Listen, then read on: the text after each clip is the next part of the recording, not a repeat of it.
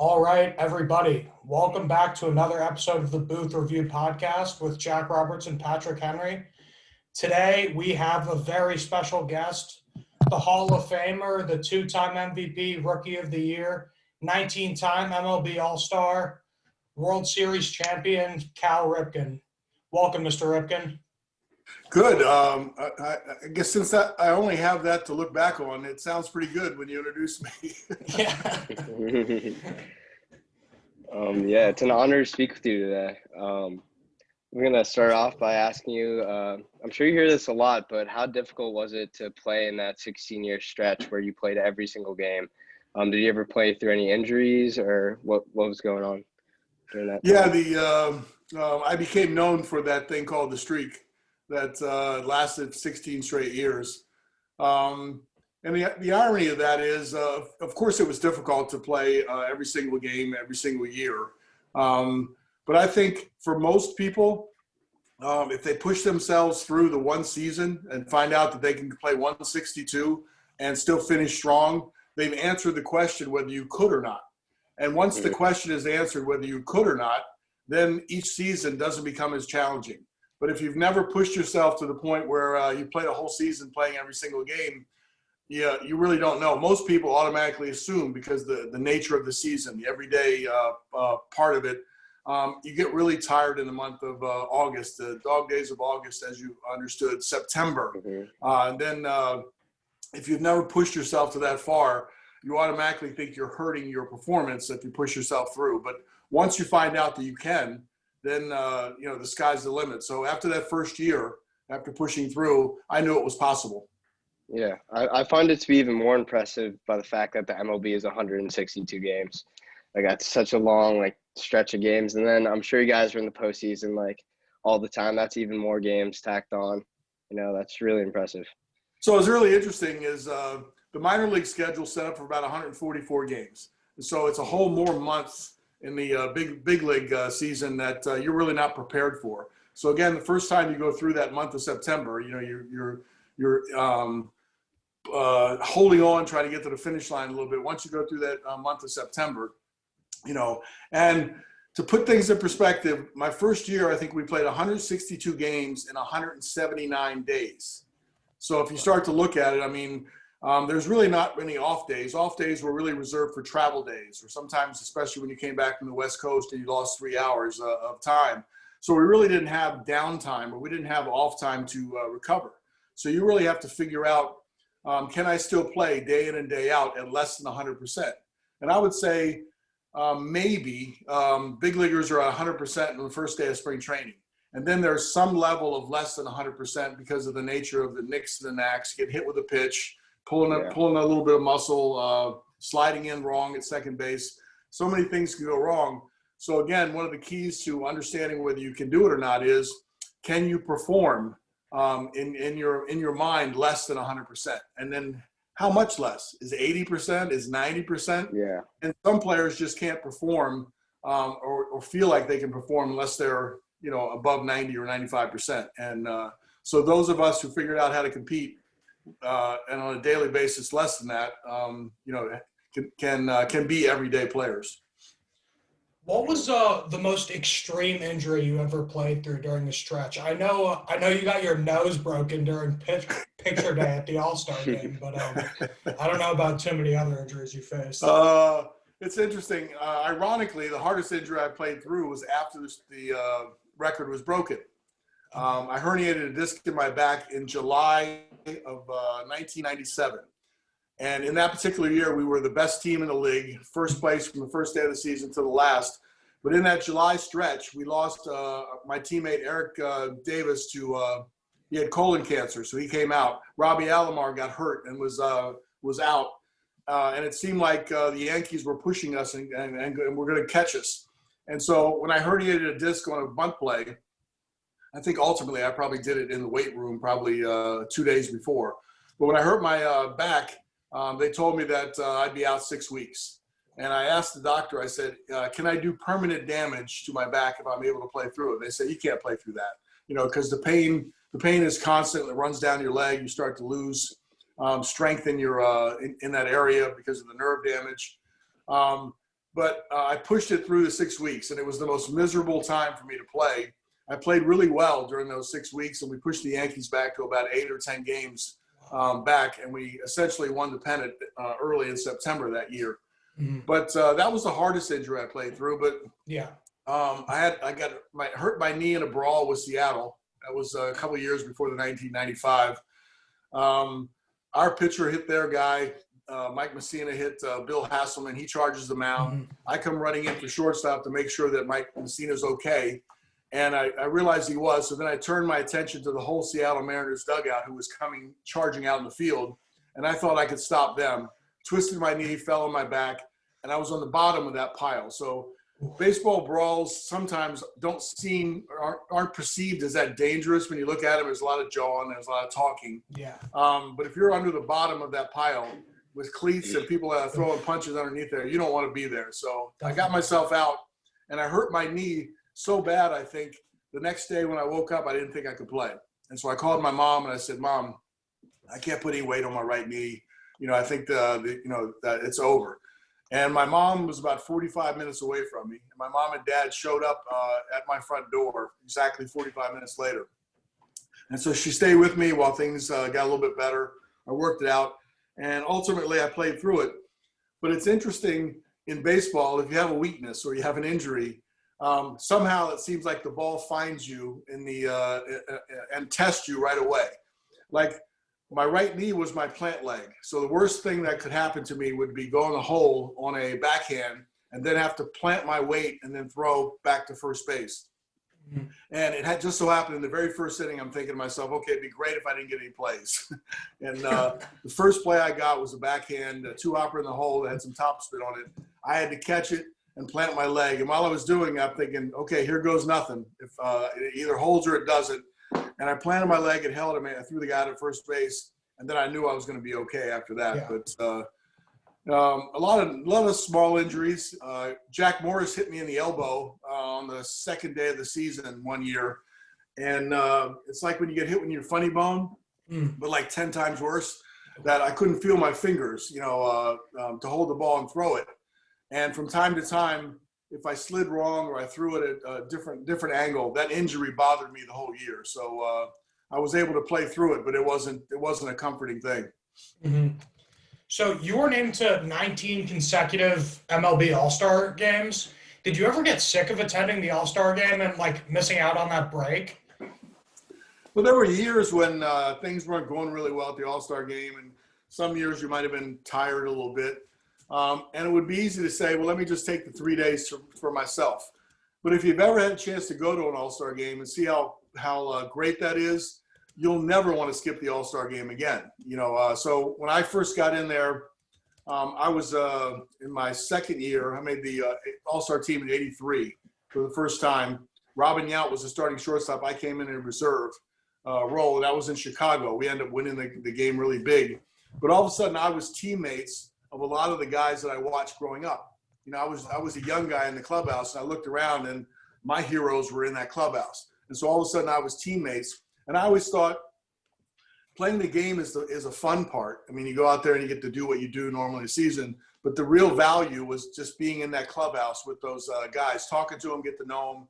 And so that part I never wanted to skip. And so, when you're tired, you think, and you got to fly from Baltimore to San Francisco, and then San Francisco back to Baltimore to start the second half.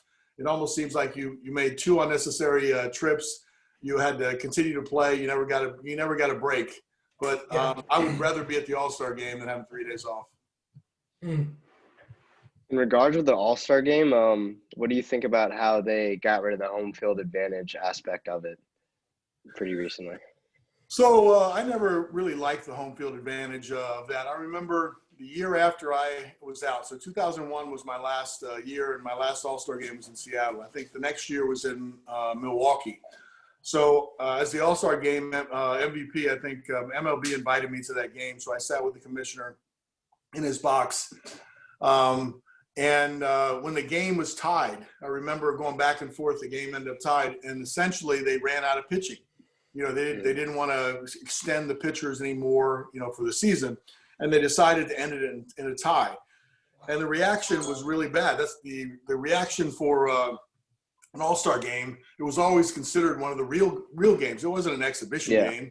Think about in my time, I remembered Pete Rose running over Ray Fosse at home plate to score the winning run in extra innings. So people continued to play hard, and it was real. It was American League All-Stars against the National League. Which league was better?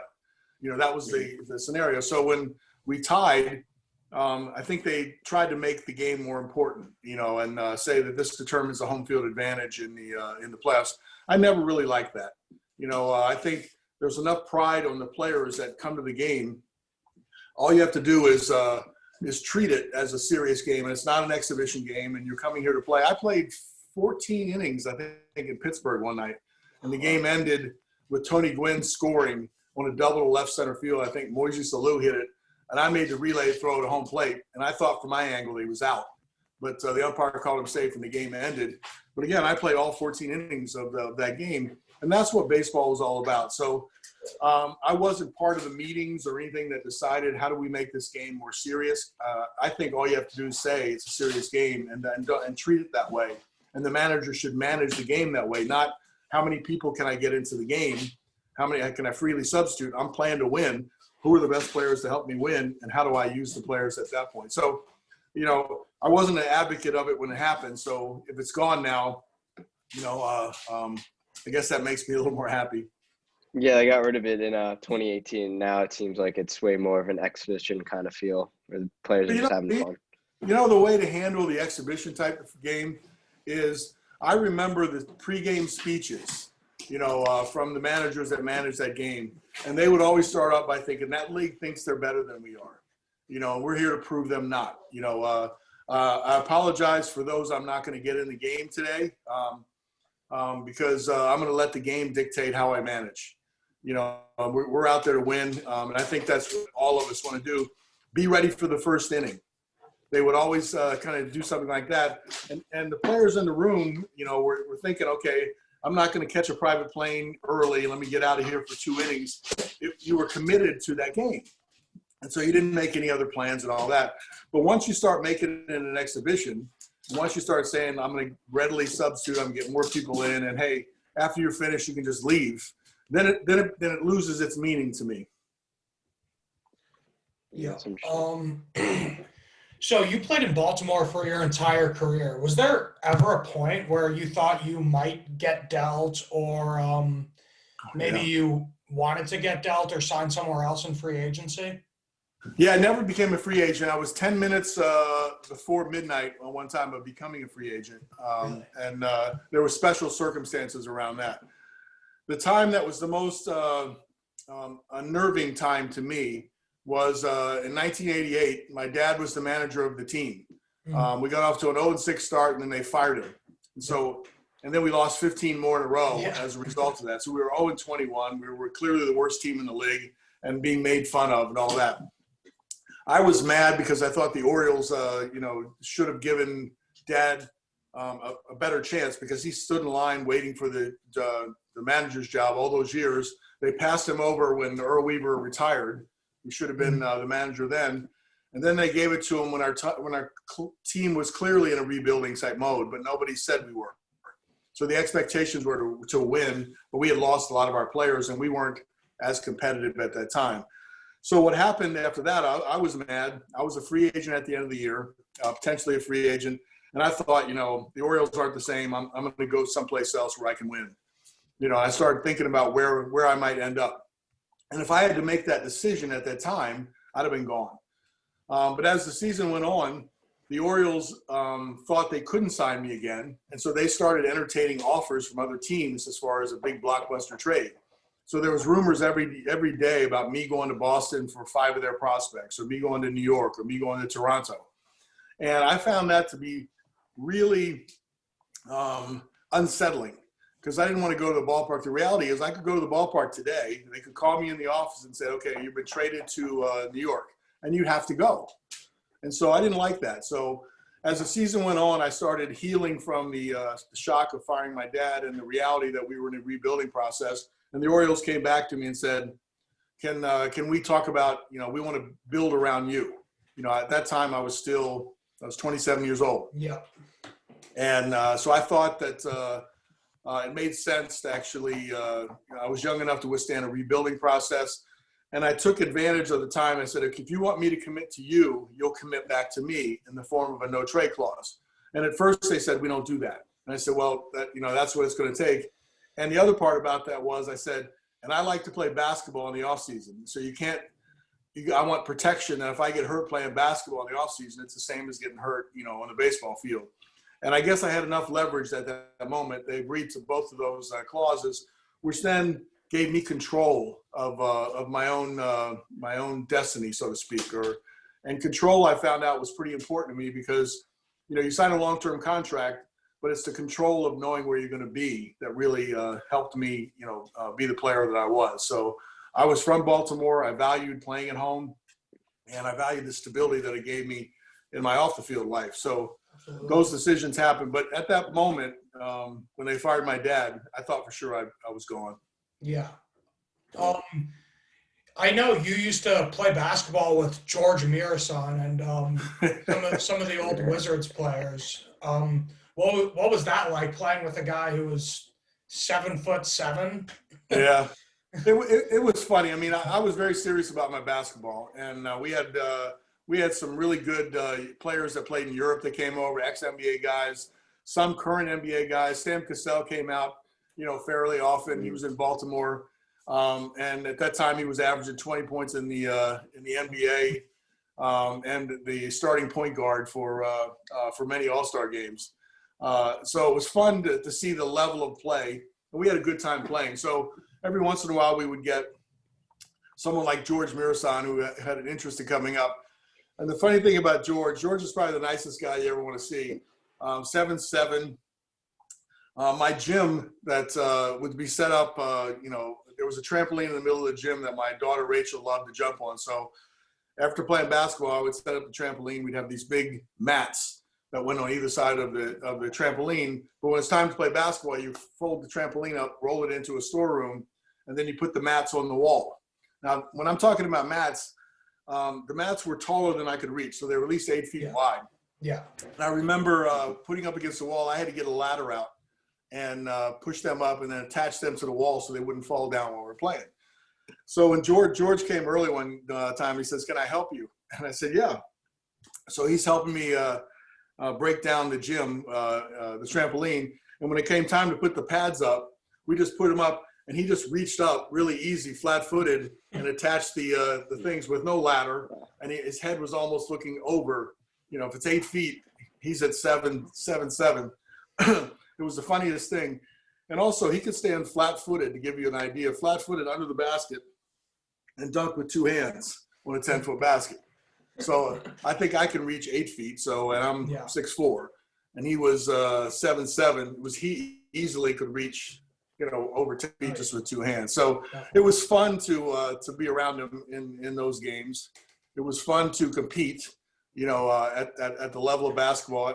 And it was really a good way in the off season, because training sometimes can be so mundane and so boring that I always thought if you could insert a game and you could do something with a sense of purpose, then you're more apt to do it over and over again. And inviting 12 to 14 players over all the time to play basketball, it gave you that incentive to do it as many times. And I loved how it prepared me for spring training.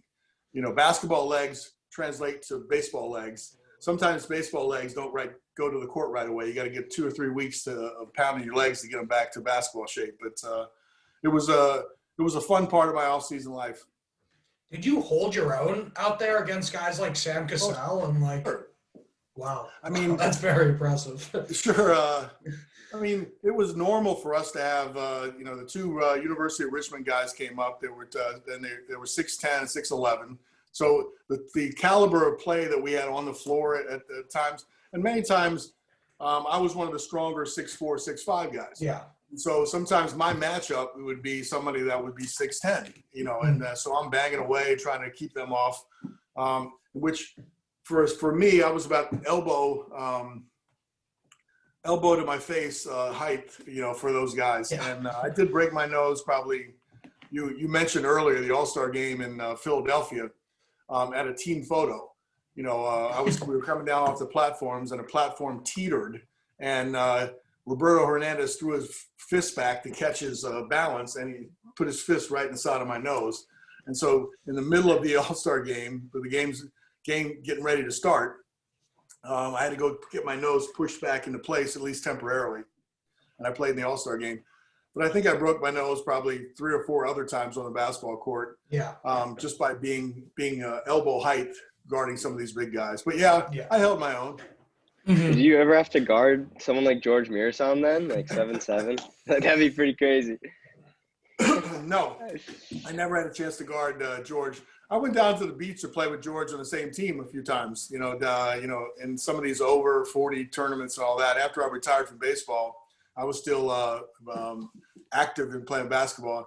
And George, if you ever had an inbound play under the basket, you didn't have to figure out all these different picks and how to free up a shooter or get a shot from the baseline. All you had to do was stand him right in the middle of the lane, and you could lob it into him, and he would catch it and just drop it in the basket. So he was really difficult to defend in a half-court sense. At that time, he didn't move up and down the court too well, so that became a little bit difficult for him. But the playing with guys of size, playing with guys of the speed and the quickness and the ability that carried them to the NBA, it was really great to see that up close and personal.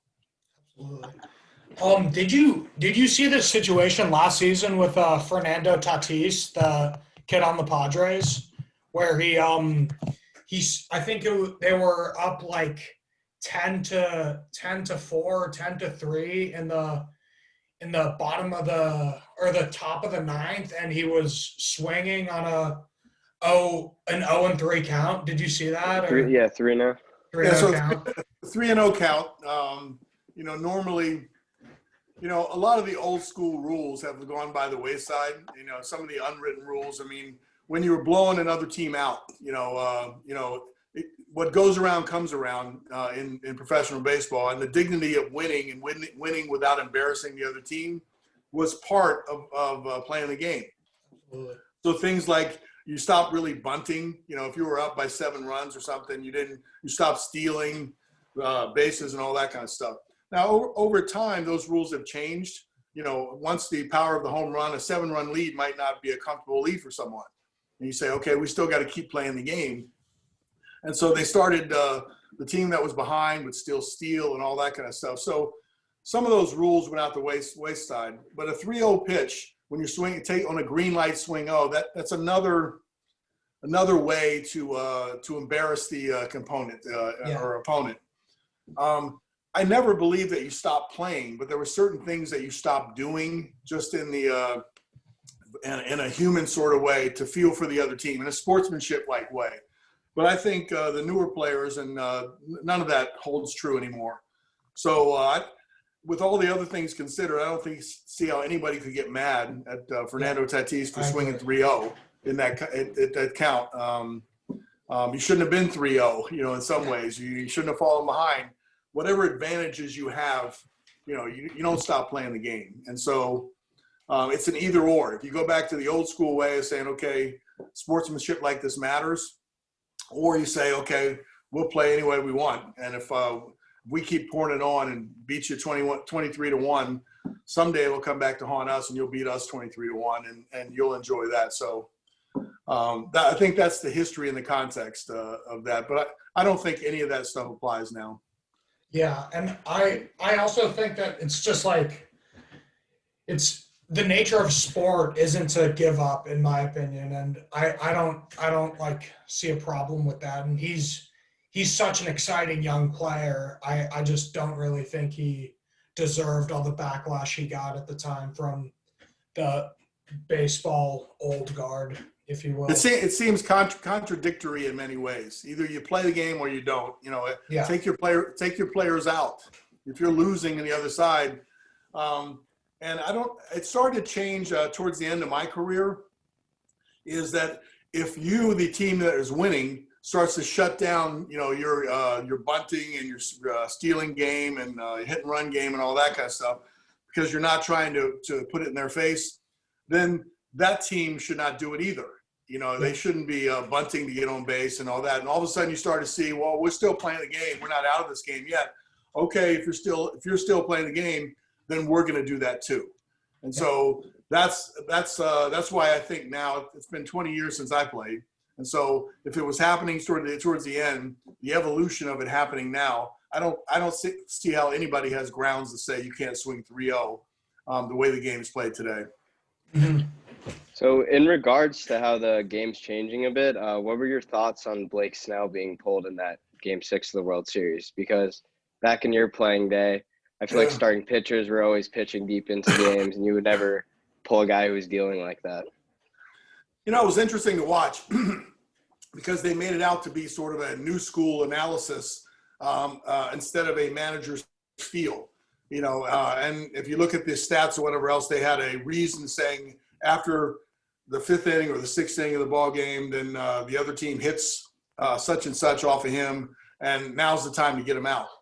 And I totally disagree with that. I mean, the whole purpose of being there as a manager and knowing your players all the way through the season is that you have the confidence to extend your starter when he's going really well in the ball game. And so if you're just making decisions based on what the cumulative numbers are, then you're missing out on what happens. Now, I've seen the new school extend their pitchers. You know, there for a while, it used to always be commonplace that a starting pitcher in a 7-game series would go Game 1, Game 4, Game 7.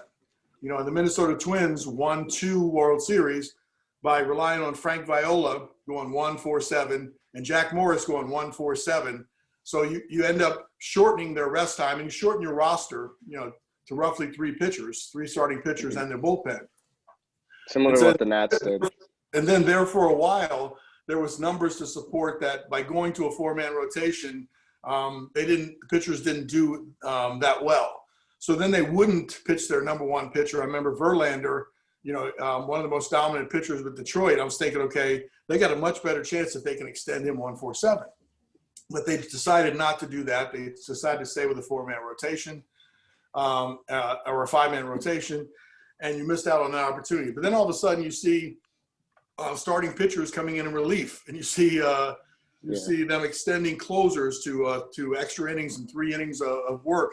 So you're starting to see a sense of urgency from having the pitchers pitch more now than they used to. You're not protecting their arm anymore. You're saying, okay, this is the end of the season. We got to give it all I got. And that was really an old school principle years ago that kind of the numbers pulled out. So it seems like what goes around, you know, eventually comes back around, and the numbers can say whatever you really want them to say. Mm-hmm. Well, Mr. Ripken, thank you so much for taking the time today and sitting down with us. It was an absolute pleasure to talk to you, and I had a great time.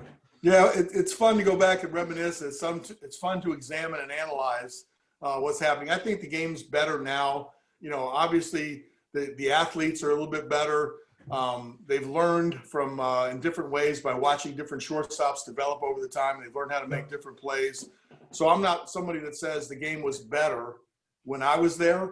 But some of the small points of the game, I'd like to see them getting back to playing a little small ball, bunting the ball a little bit more, defending, cutting down on the strikeouts, some things that have become fashionable, you know, in this numbers age, that actually playing the game and executing, that's how you win, and that's how you win the World Series. So I think that's coming back a little bit, but they forgot about it for a while.